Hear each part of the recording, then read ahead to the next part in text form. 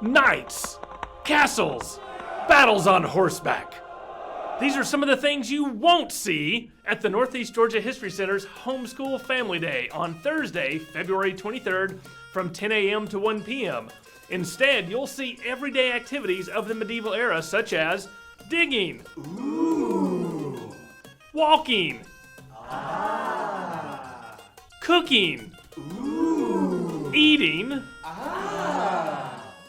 and accessorizing. Enjoy costumed living history interpreters, hands-on activities, and demonstration stations with accurate reproduction items. This program is free for members or included with the price of admission for non-members. So join us at the Northeast Georgia History Center on Thursday, February 23rd from 10 a.m. to 1 p.m.